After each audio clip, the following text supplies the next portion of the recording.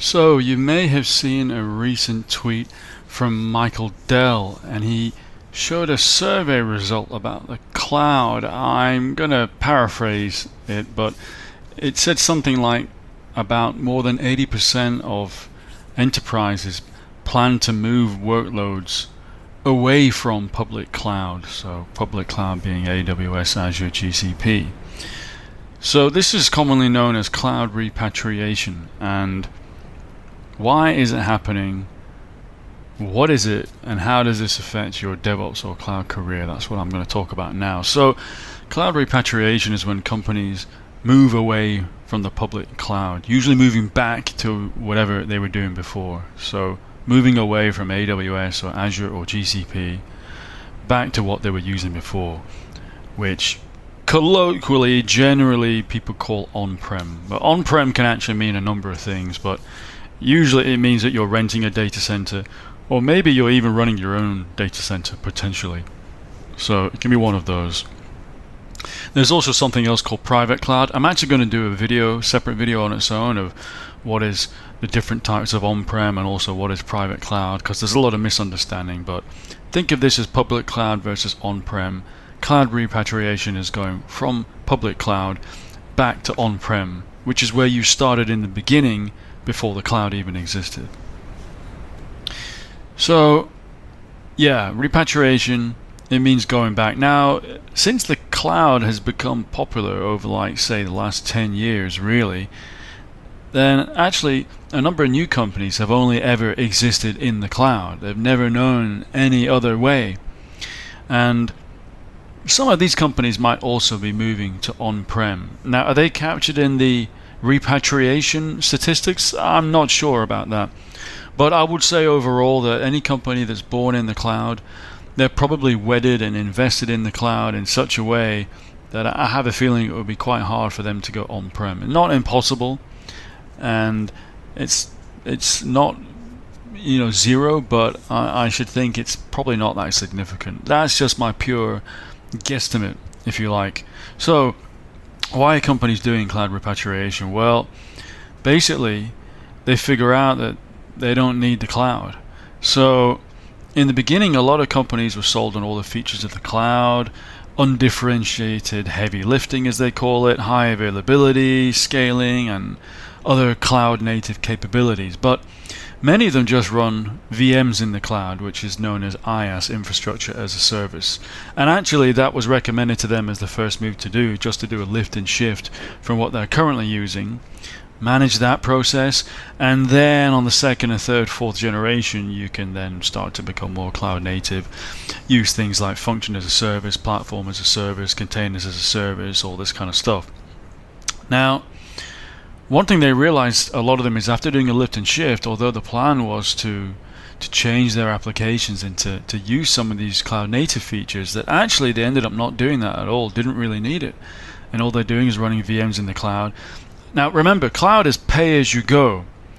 So previously you had to buy a server.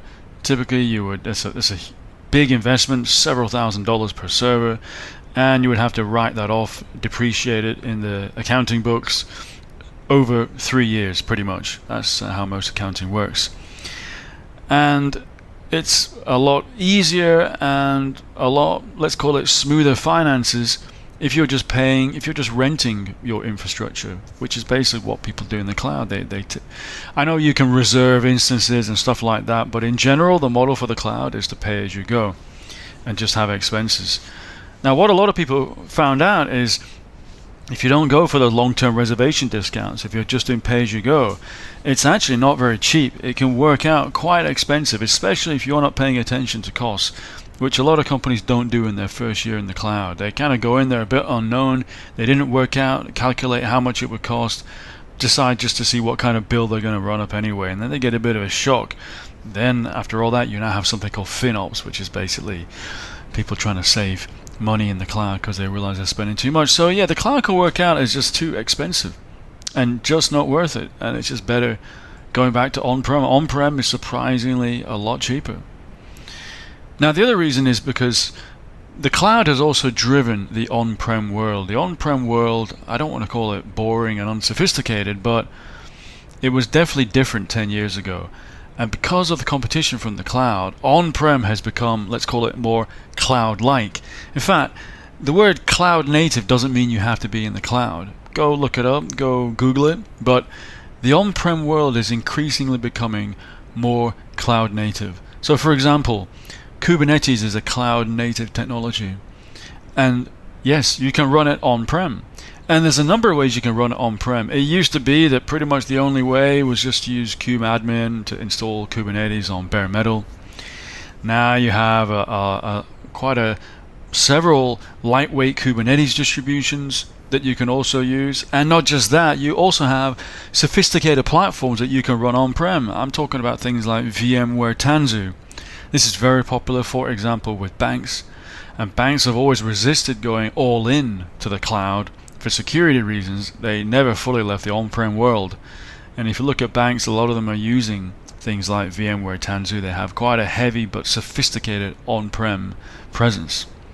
So repatriation is happening. A big reason is because of cost, but also on-prem can be just a better fit for your business and technical requirements. So where does that leave DevOps and Cloud Engineers? Where does that leave us? Well, us engineers, we're used to in the cloud making continuous improvements, automating, using infrastructure as code, even programming in Python and Golang here and there. All these paradigms are no longer something that are brand new. We've been doing this for a few years now. But being cloud native, all of these kind of practices is now possible away from the cloud, as I mentioned. So actually, if you're working on-prem, the way that you work doesn't really change all that much. If you're working in the cloud today, it's just a platform, it's just an environment in which you currently build and improve, and there's no reason why you can't also do that on-prem.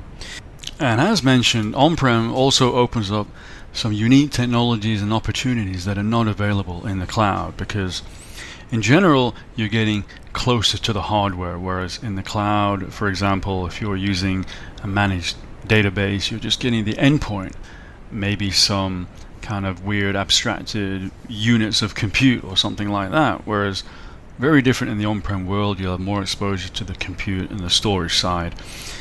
Think about advanced computing like HPC, GPUs, distributed and clustered architecture, networking, storage, stuff that you just wouldn't even get exposed to in the cloud. So it's definitely interesting, it's worthwhile exposure.